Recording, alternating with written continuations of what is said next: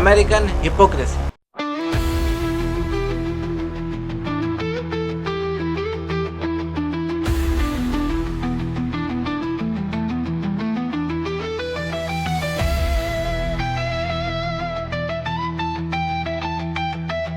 हाय दोस्तों, Donald Trump एक ऐसा नाम जिसे आज दुनिया में कोई अच्छा कह रहा है तो कोई बुरा।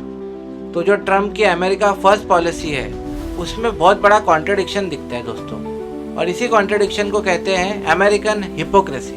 आज के वीडियो में हम इसी हिपोक्रेसी का पर्दाफाश करेंगे दोस्तों। Segment 1, background on tariff.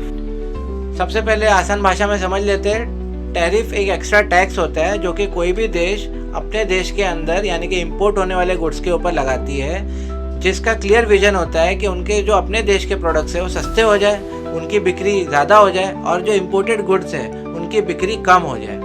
Trump ने अपने 2016 के कैंपेन से ही क्लियर कर दिया था, चाइना हमारे जॉब्स खा गया, हम उनके ऊपर डबल टैरिफ लगाएंगे और अमेरिकन जॉब्स वापस आ जाएंगे। साउंड्स वेरी सिंपल राइट, लेकिन इतना सिंपल है नहीं, समझते हैं आगे। Segment 2, Trump's trade war with China.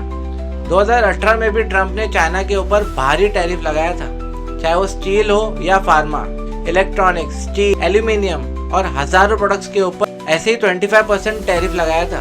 Trump का कहना था कि इससे चाइना प्रेशर में आएगा और जो अमेरिकन इकोनॉमी डूब रही है, यहाँ के जो मैन्युफैक्चरिंग कम हो रही है, ये सब बढ़ जाएगा। लेकिन हुआ क्या?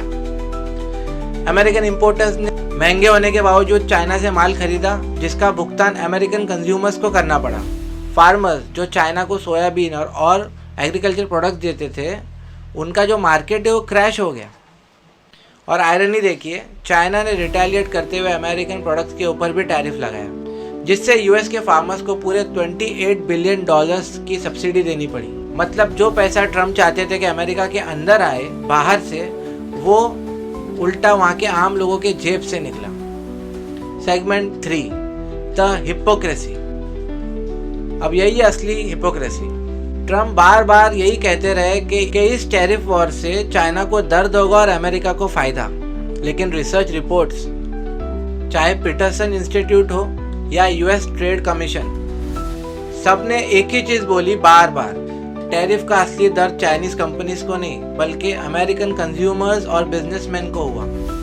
और उससे भी बड़ी हिपोक्रेसी है, ट्रंप ने अपनी प्रेसिडेंसी के दौरान सबसे ज्यादा इंपोर्ट को अप्रूव किया, खासकर वियतनाम और मेक्सिको से। मतलब चाइना के प्रोडक्ट को महंगा कर दिया और दूसरे देशों से अपना इंपोर्ट जारी रखा। And result, American manufacturing boom जैसी कोई चीज नहीं हुई। Segment 4, Trump's business history contradiction. अब एक और एंगल देख लीजिए दोस्तों। ट्रंप अपनी स्पीचेस में कहते हैं we will make everything in America, लेकिन ट्रंप के कंपनीज के खुद के प्रोडक्ट्स चाइना से बन के आते हैं। चाहे वो ट्रंप टाइज हो, सूट्स हो, कप्स हो, कैप्स हो, ये सब चाइना से मैन्युफैक्चर होके आता है दोस्तों। तो सवाल यही है, जब ट्रंप अपनी कंपनीज के मैन्युफैक्चर अमेरिका में नहीं कर सकते तो दूसरे बिजनेसमैन से कैसे उम्मीद कर सकते? Segment 5, impact on global economy. Trump की जो टैरिफ पॉलिसीज है वो चाइना और अमेरिका तक सीमित नहीं है, ग्लोबल ट्रेड पर इसका डायरेक्ट इम्पैक्ट दिखता है। सप्लाई चेन्स डिस्टर्ब होती है, वर्ल्ड ट्रेड ऑर्गेनाइजेशंस के ऊपर प्रेशर पड़ता है और एक ग्लोबल अनसर्टेनिटी पैदा होती है जिसमें डेवलपिंग कंट्रीज भी पिस जाती है। पर आयरनी यही है दोस्तों, जब ट्रंप चाचा ये ट्रेड बैरियर्स बना रहे थे सारी दुनिया में, उस वक्त से ही भारत अपनी इकोनॉमी वैल्यू बढ़ाने का सपना देख रहा है। और इसी सारे अनप्रेडिक्टेबिलिटी के वजह से जो ग्लोबल साउथ है उसमें कई सारे खतरे तो आए हैं, लेकिन अपॉर्चुनिटीज भी पैदा हो चुकी है। सेगमेंट 6, 2024 का इलेक्शन और ट्रंप और टैरिफ की वापसी। तो दोस्तों, आज जब ट्रंप दोबारा जीत के व्हाइट हाउस पहुंचे हैं, उनकी पिच वही पुरानी, और भी ज्यादा टैरिफ लगाओ।